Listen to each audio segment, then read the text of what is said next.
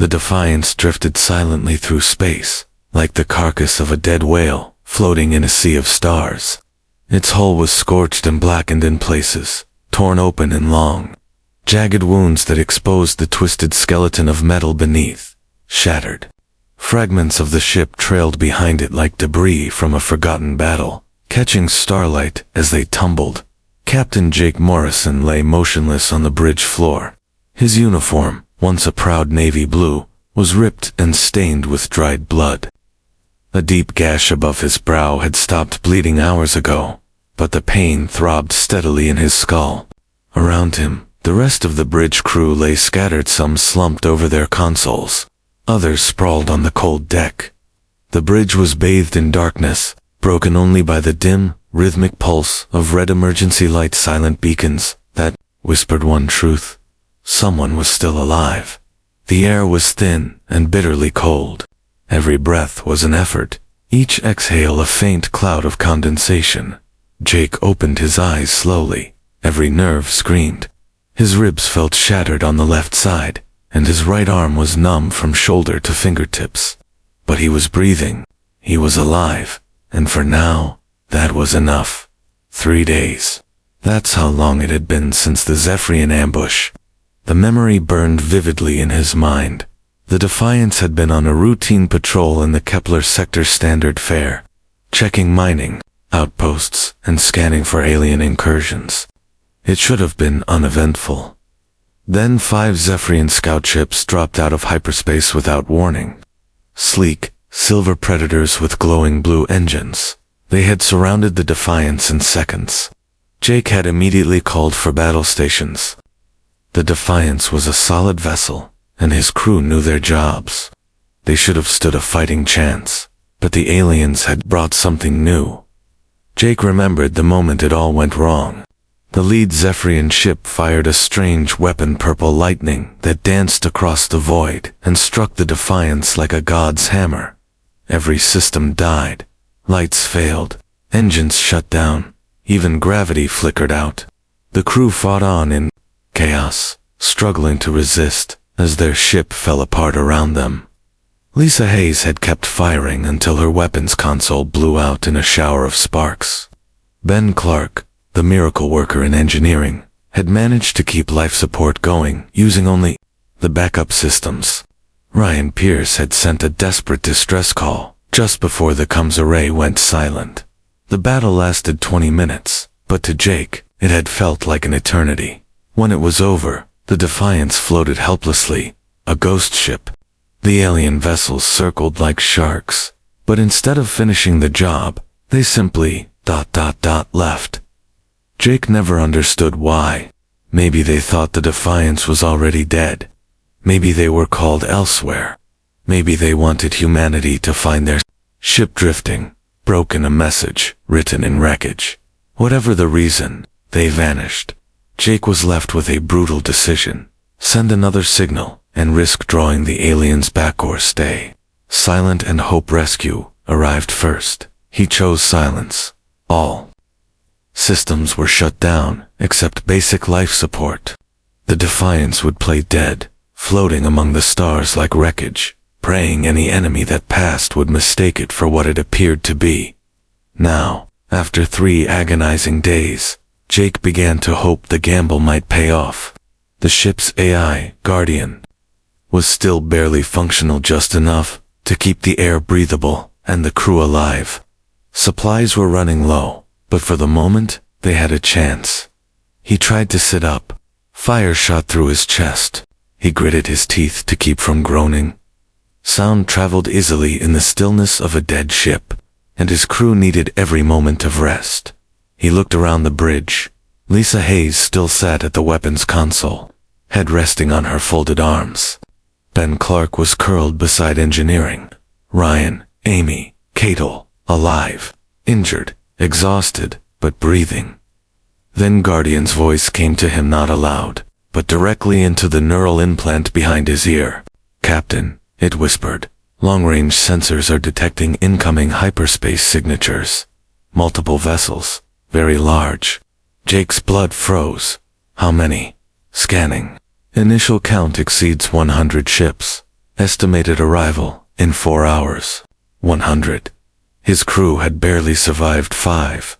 Jake shut his eyes, holding back panic. Maybe the aliens would scan the Defiance, see a lifeless hulk, and move on. Maybe their ruse would work again. Or maybe this was the end, still lying on the floor. Jake made a silent vow. They would not die quietly. The Defiance might look like a grave, but it still had teeth. And the aliens were about to learn that space erupted in light. Dozens of flashes burst across the void as ship after ship dropped out of hyperspace. First 10, then 20, then 50, until 200 Zephyrian warships filled the system like a storm front of steel and fire. At the center of the Armada floated a ship so massive it dwarfed the Defiance. Covered in glowing weapon ports and alien symbols, it radiated menace.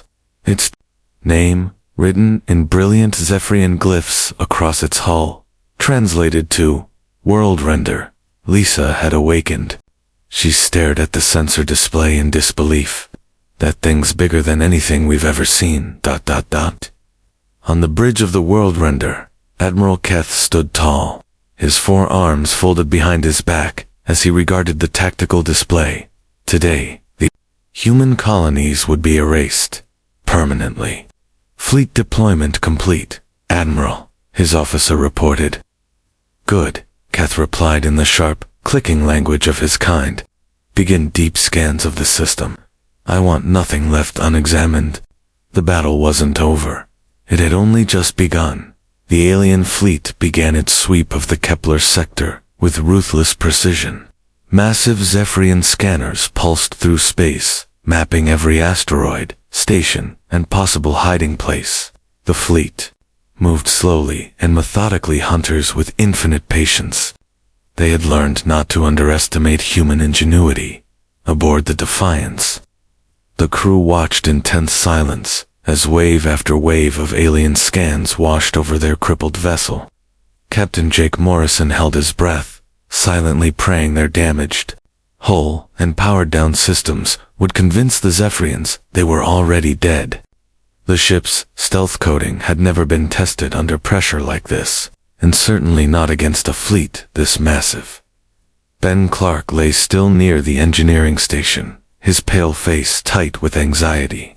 But his mind was racing. No one aboard knew the Defiance's systems better than he did. If they were going to survive, he would have to be careful reactivating systems just enough to function, but not enough to give away their position. The enemy scanned them 3 times. Each pass felt like a death sentence. But the alien sensors logged the Defiance as nothing more than space debris, lifeless, powerless, forgotten. Admiral, a young Zephyrian officer reported, we've identified a derelict vessel in Sector 7, human origin. No power signatures, no life signs. Admiral Kether glanced at the tactical display. The wreck was small and clearly battle-damaged. Designation, he asked. Unknown. It appears to have been destroyed days ago. No threat to fleet operations. Another officer chimed in. Shall we destroy it anyway, sir? Standard protocol requires elimination of all human craft. Kether waved a dismissive hand. Don't waste firepower on junk. We have real targets to find and eliminate. That wreck is no concern to us. It was a decision that would haunt him for the rest of his career. The Zephyrian fleet moved deeper into the system, ships flowing through space like a living machine, organized, elegant, deadly. Their engines painted trails of blue fire across the stars. Jake watched them go, his relief tempered by a deep, gnawing dread. They hadn't been discovered, but he knew exactly where those ships were headed. Captain, whispered Amy Foster, the science officer. She had silently crawled closer. I've been monitoring their communications. They're planning simultaneous strikes on 3 human colonies, New Boston, Haven's Rest, and Prosperity Bay. Jake's blood ran cold. Each colony was home to hundreds of thousands of civilians, families, children. None of them stood a chance. Can we warn them? Jake asked quietly. Amy shook her head. Any transmission would reveal our position. We'd be dead before the message even got out. Jake closed his eyes, trying to think. The Defiance was one ship broken, outgunned, barely alive. Against 200 Zephyrian warships, they wouldn't last 5 minutes in open combat. But maybe they didn't need to fight the entire fleet. Maybe they just needed to stop it. Ben Clark had been listening. He spoke up, voice barely above a whisper. Captain, ... there might be one way. Something I've been working on ... But it's dangerous. Really dangerous. Go on, Jake said. Ben glanced at the others, now stirring and listening. We have the neural cascade generator. It's an experimental weapon, never tested in real combat. If it works like it's supposed to, it could disable the entire enemy fleet. And if it doesn't, Lisa Hayes asked grimly. Then we die for nothing, Ben said. But if we do nothing, those colonies are doomed anyway. At least this gives us a chance. Jake looked at the faces around him's crew.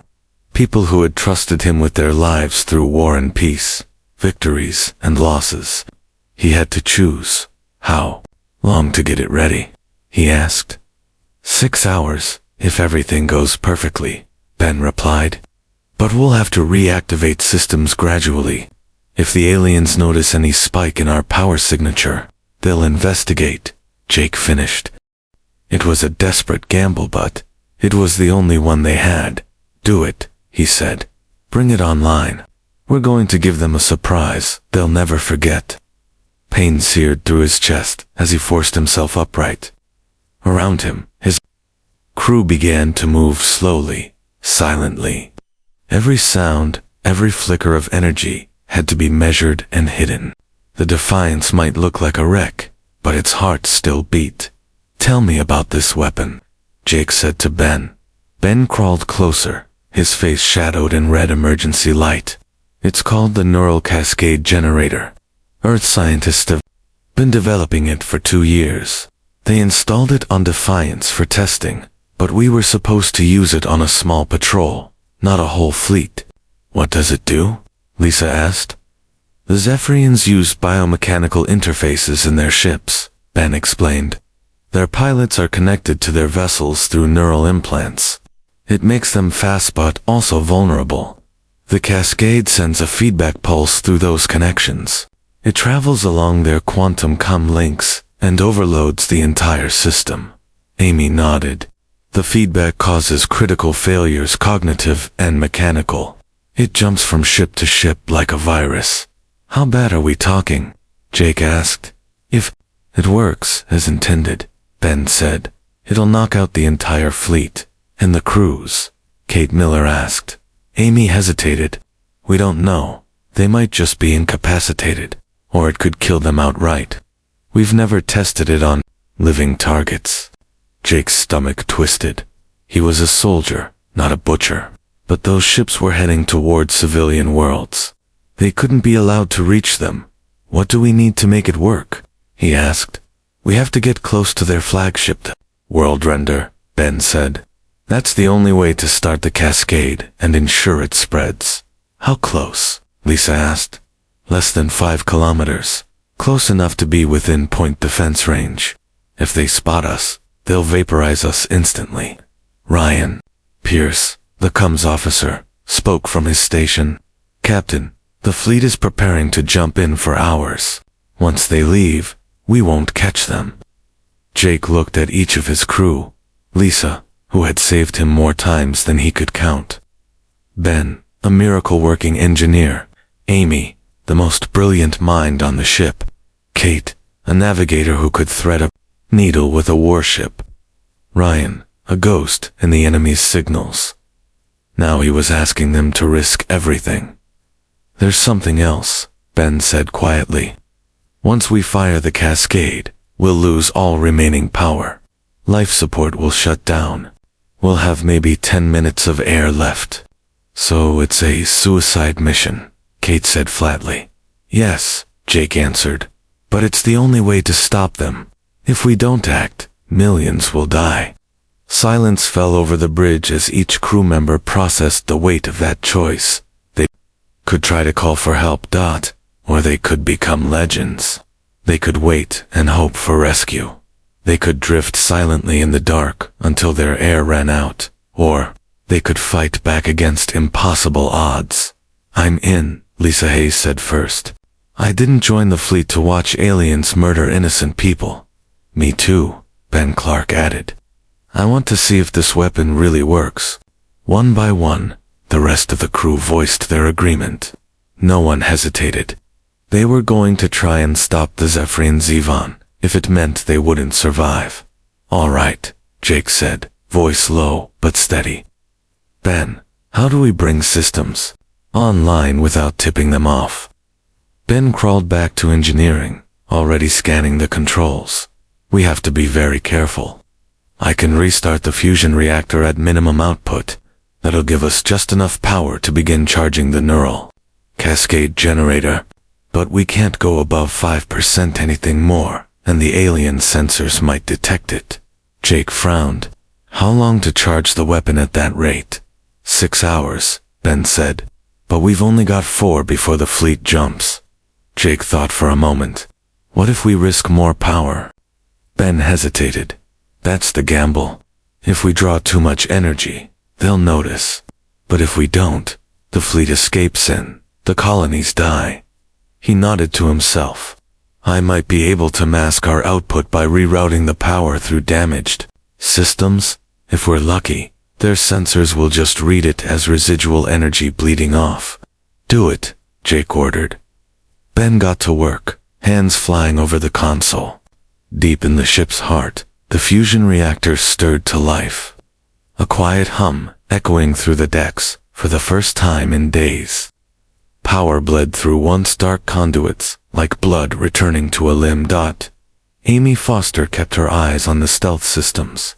"So far, we're within acceptable limits. They haven't noticed."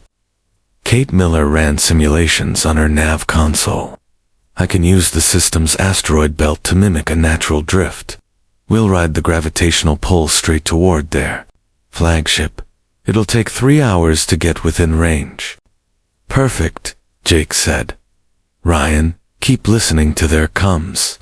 If anything changes, I want to know the moment it happens." The Defiance drifted toward the enemy like space, debris slow, aimless, forgotten. But inside, her crew worked with quiet intensity, each person moving with purpose and dread. Ben was sweating at his station, pushing the reactor harder than it had been pushed in years. "We're at 15% power," he whispered. "That's triple our safe limit, but we need it to charge the weapon in time."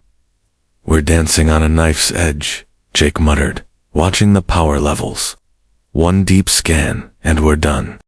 On the tactical screen, the distance to the alien flagship ticked down. 3 kilometers. 2.5. 2. Aboard the world render, Admiral Kether was reviewing final assault plans. His 4 eyes darted across holodisplays, showing star charts, colony positions, troop logistics. The operation would begin in just under 2 hours. "Admiral," a sensor officer called out, detecting minor energy fluctuations from the derelict human vessel. Kether looked up, brow furrowed. "What kind of fluctuation?" "Minimal, sir. Likely residual power system decay. Many destroyed ships exhibit similar behavior." Kether considered it briefly. The human wreck had been drifting for days. It made sense that pieces of its broken systems were still failing slowly. "Continue monitoring," he ordered. "Alert me if anything changes." "Yes, sir." Satisfied, the Admiral returned to his charts, unaware that the decision to dismiss the Defiance would seal his fate. Back on the Defiance, Amy Foster was locked onto the alien communications net. Her face turned pale as she translated intercepted chatter. "Captain, it's worse than we thought. They're not just hitting military targets. They're planning to wipe out every human settlement in the sector. No survivors." Jake's fists clenched. This wasn't war anymore, was genocide. How long until they jumped? He asked. 1 hour, 47 minutes, Ryan reported. Jake turned to Ben. How much longer to charge the weapon? At least another hour, maybe more. I'm pushing the reactor to the limit, but the cascade generator pulls a massive load. Jake checked the display. They were now 1.5 kilometers from the world render. He could see the outlines of its gunsage, one the size of a small freighter. Lisa, he said, are our weapons ready? Lisa Hayes ran diagnostics on the tactical. Array, fully operational, Captain. But if we open fire, we'll blow the stealth. We get one shot. Jake nodded. We're not going in guns blazing, not unless we have to. The cascade is our only chance. He looked around the bridge, meeting each pair of eyes. They were tired, wounded, outmatched, but they were ready. The Defiance looked like a corpse butt in its belly. A miracle weapon was waking up, and if the aliens noticed too late, it would be the last thing they ever saw. All weapons ready. Captain, Lisa Hayes reported, her voice tight with tension. But our guns won't even scratch that thing. The world render's shields could absorb everything we've got and still have power to spare. I know, Jake said. But when we activate the neural cascade, they need to know we're not just floating debris. A little noise might make them take us seriously. Kate Miller looked up from her nav console. We'll pass within 5 clicks of the world render in 37 minutes. If we're not ready by then, the weapon won't reach it. The pressure was building. Jake felt it in every breath, every glance exchanged on the dimly lit bridge. The seconds were slipping away. Ben, he said, what if we reroute everything to the weapon? Everything but life support. Ben shook his head. I already have, Captain. We're running on emergency oxygen and bare minimum climate control. Any less will suffocate. Suddenly, Ryan Pierce sat upright at his console. Captain movement. The outer ships in their formation are repositioning. Jake's heart sank. Are they preparing to jump? Ryan shook his head. No. Looks like they're preparing a deep scan. Amy Foster confirmed it. Massive energy buildup in their sensor arrays. They're going to hit us with a full spectrum scan. Jake didn't hesitate. They were out of time. Ben forgets stealth. Give the weapon full power. Ben looked up alarmed. Captain, if I do that, every ship out there will know we're alive. They're about to find out anyway. Do it. Ben's hands flew across his console. Deep within the ship, the fusion core roared like a waking beast. Lights surged back to life across the Defiance for the first time in 3 days. The artificial gravity stabilized. Air recyclers kicked in, and in the heart of the ship, the neural cascade generator began to glow with lethal purpose. On the bridge of the worldrender, alarm klaxons screamed to life. Admiral, a Zephyrian officer shouted, the human vessel massive power signature. All systems online. They're charging some kind of weapon. Admiral Kether turned, stunned, to his tactical display. The human wreck now blazed like a newborn star, radiating energy across every spectrum. Impossible, he whispered. But the impossible was happening. All ships, Kether barked, his composure cracking. Target the human vessel. Destroy it immediately. Jake Morrison had already given the order. Lisa, fire. Everything we've got. Ryan brought a message to any human ships in the area. Ben, activate the generator. The Defiance shed its disguise in a burst of fury. A wreck no more. It lit up with blazing defiance. Every weapon port glowing. Every shield charged. The neural cascade generator reached critical and then unleashed. A soundless thunder echoed through the void. Waves of invisible energy erupted from the ship, racing toward the world render, like ghostly lightning. Jake watched the tactical display in silence. The wave struck the flagship first. The world render's shields flickered and failed in an instant. Inside, chaos erupted. Admiral Kether dropped to his knees, his neural implants flaring with pain. as the feedback surged through his mind. Officers screamed and collapsed as their cybernetic links were overloaded. "What is happening?" he gasped, but no one could answer. The cascade leaped from ship to ship through their quantum comlinks, spreading like a virus. In seconds, the entire alien fleet was infected. Warships dimmed and died. Engines powered down. Weapons fell cold. The fleet was paralyzed. On the Defiance, Ben's eyes were wide. "Captain, it's working. It's spreading faster than we expected. Every ship in their fleet is going dark." Jake watched the display in awe. 200 ships silenced, but victory had a cost. "Captain," Amy said quietly, "we've lost main power. Life support is running on backup. We've got maybe 8 minutes of air left." Jake nodded, his expression calm. He had known. They all had. Lisa stared out the viewport, eyes wide. "Look at them. 200 ships. Not one can fight back. Are they dead?" Kate asked. Amy checked her readings. "No. Most of them are alive and conscious. Their implants overloaded, but they'll recover. Eventually." Jake closed his eyes for a moment. They had fought a war but hadn't become monsters. That mattered. "Ryan," he said, "send a message to Earth Command. Tell them what we did. Tell them the neural cascade works. Make sure they know how to build more." "Message sent," Ryan confirmed. "Any nearby human ships will hear it." The air was growing thin. Breaths came harder. Jake looked around at the people who had followed him through hell and back. "Heroes every one." "Captain," Ben said softly, "it's been an honor." Jake managed a smile. "The honor was mine. All of you, you're the finest crew I've ever known." They gathered on the bridge in silence. No fear, no regrets, only pride. They had done the impossible. 3 hours later, a human rescue fleet arrived in the Kepler sector. What they found shocked the galaxy. 200 disabled alien warships, floating helplessly in space, and in the middle of them, a single silent ship, the UHS Defiance. The crew was gone, but their story lived on. Jake Morrison and his team had sacrificed everything to save millions. The message in their ship's databanks told the tale of the neural cascade, and of a crew that chose to defy death itself.